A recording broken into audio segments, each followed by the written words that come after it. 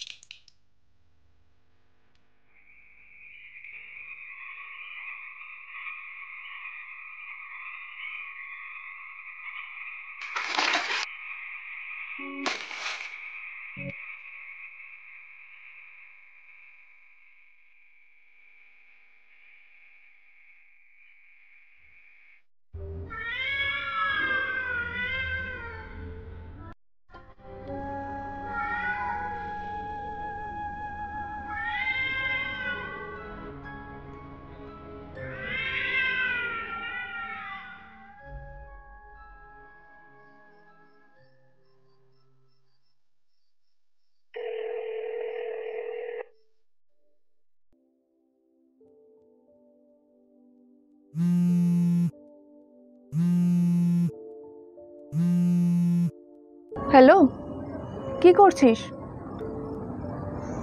এই অবেলায়? হ্যাঁ রে, আজকে কাজের চাপটা একটু কম আছে। ও কি হয়েছে? ভালো লাগছে না কিছু, সব কিছুই যেন আগোছালো লাগছে। আমার সেই স্বপ্ন? তুই একটা কাজ কর, তুই না কোথাও থেকে ঘুরে আয়, হাওয়া বদল করে আয়, দেখবি ভালো লাগবে। বলছিস? কোথায় যাই বলতো? তুই এক কাজ করতে পারিস, আমি তো এবার দুর্গাপুজোতে বাড়ি যাচ্ছি, গ্রামের বাড়ি, তুই আমার সাথে চ। ওখানে একটা শিব মন্দিরও আছে, একটা সাধু বাবা থাকেন জাগ্রত, জানিস তো, ওনার কাছে তোকে নিয়ে যাব। উনি অনেক মানুষের সমস্যা দূর করেন। বলছিস? আচ্ছা বেশ, এই পুজোতে না হয় তোর আমার বাড়িই গেলাম। আরে চিন্তা করিস না, সব ঠিক হয়ে যাবে। ঠিক আছে, রাখ।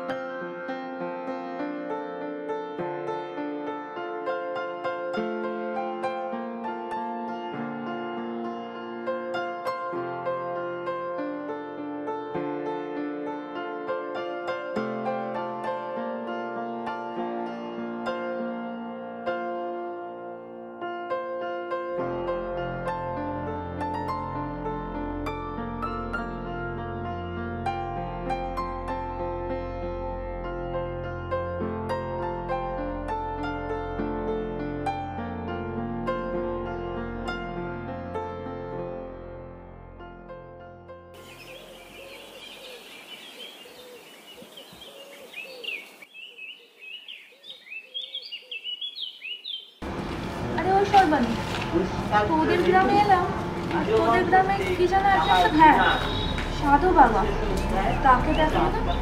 এরকম ভাবে বলিস না, আমাদের এখানকার সাধু বাবা আর মহিমা অপার, কত সমস্যা নির্মূল করেছেন সকলে। ওনাকে তো আমাদের এখানে সবাই মানবরূপী ভগবান বলে, ওইভাবে বলিস না।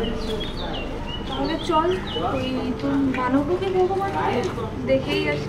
চল, সামনেই আছে ওনার মন্দির, চল।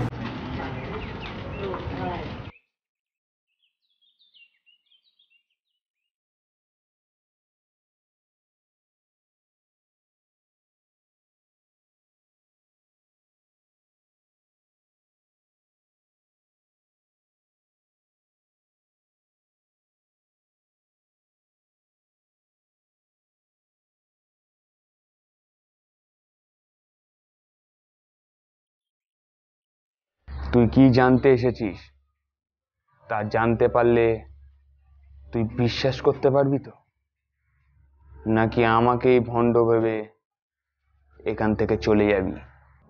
এই সর্বাণী, ইনি এসব কি বলছে রে?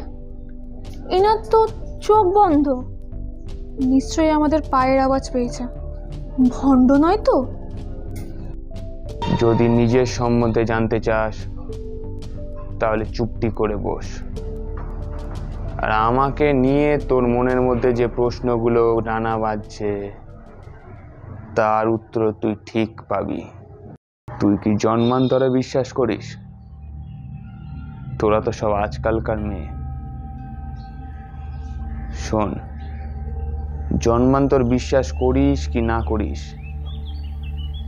জন্মান্তরের ছায়া আমাদেরকে আষ্টে পৃষ্ঠে জড়িয়ে ধরে থাকে। কেউ পারে সেই ছায়া নিয়ে বাঁচতে, আর কেউ পারে না। অনেক সময় আমরা আমাদের অদ্ভুত আচরণের কারণ খুঁজে পাই না, কিন্তু প্রত্যেকটা মানুষের কিছু অদ্ভুত আচরণ থাকে। কেউ সেটা খুঁজে পায়, আর কেউ বা না খুঁজেই নিজের জীবনকে অতিবাহিত করে। তুই সেই কারণ খুঁজতে এসেছিস। জন্মান্তর? জন্মান্তর বলে সত্যিই কিছু হয়? হ্যাঁ, সম্পর্ক হয়। বাস্তবের সঙ্গে জন্মান্তরের এক নিবিড় সম্পর্ক। এই জন্মান্তর আমাদের জীবনের সঙ্গে ওতপ্রোতভাবে জড়িত। এই যে তুই রোজ কাঁচা মাছ খেয়ে নিস, কাঁচা মাছের গন্ধ ভালোবাসিস, রোজ রাতে সাপে কামড়ের স্বপ্ন দেখিস, এগুলো কি খুবই সাধারণ? তুই ভেবেছিস? তোর মাকে জিজ্ঞাসা করে দেখিস, আজ থেকে 25 বছর আগে তোদের বাড়িতে একটা বিড়াল ছিল কিনা, আর সেই বিড়ালটাকে তোর ঠাকুমা খুব ভালোবাসতো। বিড়ালটার মৃত্যু হয়েছিল সাপের কামড়ে, আর বিড়ালটা মারা যাবার পর তোর ঠাকুমা তার কিছুদিনের মধ্যে মারা যায়। তোর ঠাকুমা সেই বিড়ালের মৃত্যু শোক ভুলতে পারেনি। হ্যাঁ, মায়ের মুখে বেশ কয়েকবার শুনেছি বিড়ালটার কথা, আর ঠাম্মিও খুব ভালোবাসতেন। কিন্তু আপনি এসব জানলেন কি করে? আর এসব কেনই বা বলছেন? সেই বিড়ালটার আবার জন্ম হয়েছে, আর সে হলো তুই। তাই তুই রোজ রাত্রে সাপে কাটার স্বপ্ন দেখিস, কাঁচা মাছ খেতে ভালোবাসিস। তোর চোখগুলো দেখেছিস এই আলো আঁধারিতে কেমন জ্বলজ্বল করছে? সেই বাড়ির মায়া তুই আজও কাটাতে পারিসনি, তাই তুই আবার ফিরে এসেছিস। কিন্তু ওই আগের জন্মের কিছু আচরণ তোকে আজও বয়ে বেড়াতে হচ্ছে।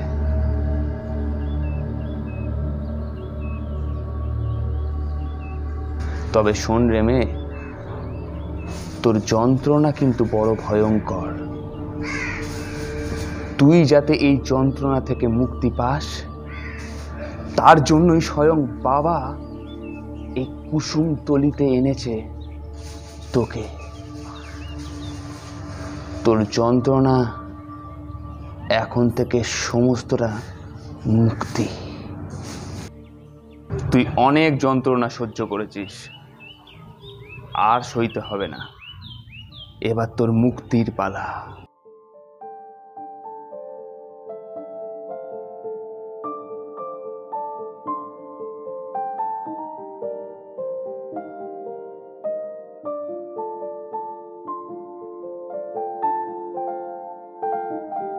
কোনো ভয় নেই, কিছুক্ষণ পরেই ওর জ্ঞান ফিরবে। আর জ্ঞান ফেরার পর থেকে ও এক নতুন মানুষ হিসাবে পৃথিবীতে আসবে। আগের জন্মের কোনো কিছু ওর মাথাতেই থাকবে না। আয়, সাবধানে আয়।